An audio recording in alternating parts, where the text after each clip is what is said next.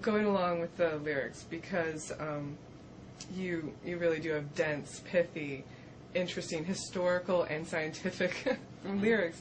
I've heard in previous interviews that your song "Why Does the Sun Shine" was factually incorrect, and you did a rewrite. Well, yes. We've been doing this song. We have a new project coming out called "Here Comes Science," which is like the third in our series with Disney, doing these educational DVDs and CDs with them. And one of the first science songs we ever did was a cover of the song from the 60s called "Why Does the Sun Shine?" (parentheses, the sun is a mass of incandescent gas). And basically that was probably the best science at the time, but like many things in science, the theory about what the sun is actually made of has kind of evolved into this notion that it's made of plasma, which is not a fourth. How is it described? It's a fourth state of matter. Yeah. What it is ionized electrons that are not attached to the rest of the atom. So it is technically considered yet another state of matter, not a gas. So this statement, the sun is a mass of incandescent gas, is just flat out wrong. That's incorrect. And because we've been singing that lyric over and over again for the last 20 years. And like we've basically had to pretty much print a musical retraction in the form of a new song. So people from the scientific community will be very happy that we are no longer spreading lies about the nature of the sun. Yeah. Your recent work, you've done theme songs such as Malcolm in the Middle, The Daily Show, well done, and you've done a lot of children's songs, of which is like for children's TV and stuff. Right, which is the reason you are nominated for a Grammy this year. Congratulations. It's very exciting. Tell me how you made the transition.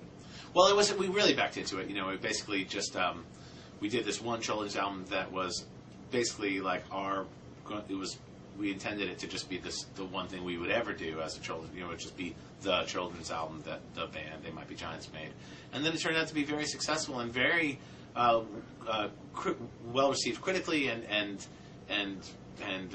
parents were really into it. Like it was just a whole world opening up, and I think in many ways it might have just been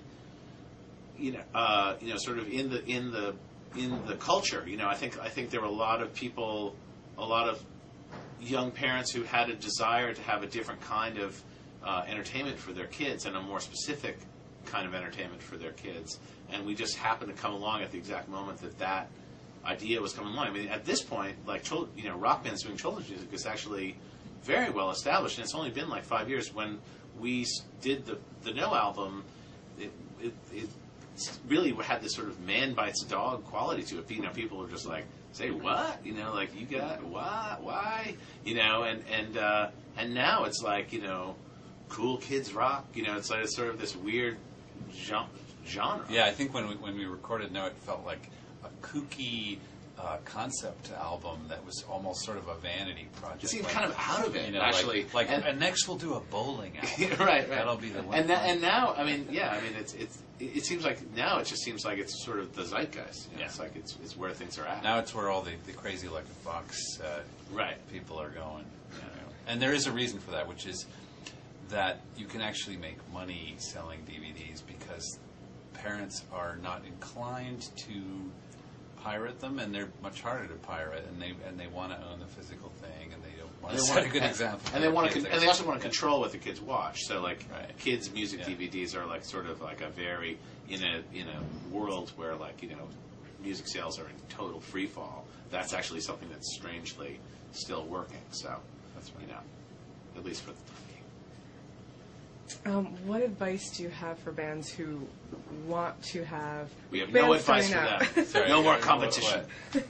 Who want to create great music, but also have a lucrative career, because you guys have longevity, and you've actually found a way to make money. Okay, this is not a joke.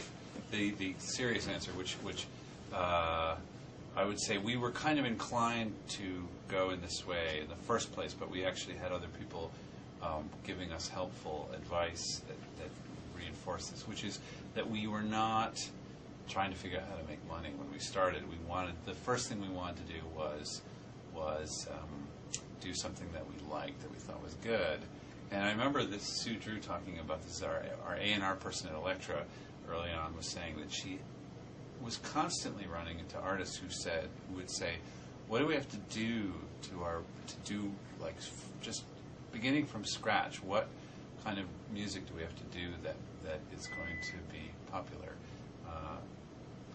And I think the general point, which is sort of sounds a little trite, but it's just so blatantly true that it bears repeating, is that if you wind up doing something that you don't care that much about, that you're successful at, that's a disaster. As far as we were concerned, that you don't want to be successful at something that you don't think is interesting. So you really have to start by doing something interesting. The worst possible outcome is that you'll do something interesting that nobody else likes.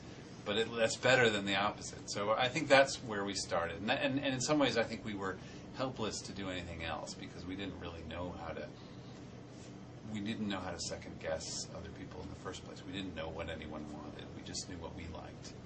So that's, as far as advice for other bands, I think that's the basic piece of advice. That you just start out, make sure you like what you're doing.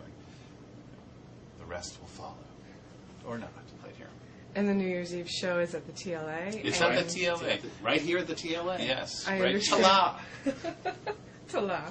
I understand that you have a song for every venue that you've ever played in. Well, Can you give us a taste of the TLA one? We have a song for every venue that we played in the summer of 2004. One included of which, the TLA. fortunately, was the Theatre of the Living Arts. We have one of the better songs on that collection, which you can buy. Is called "How Do You Spell TLA," and we will be performing that. I'll give you a taste of how it goes. It goes like this. How do you spell TLA? That's how it goes. That's pretty much the song, right That's there. pretty much how it goes. That was But there's dancers. Yeah, yeah. There will be dancers. We had to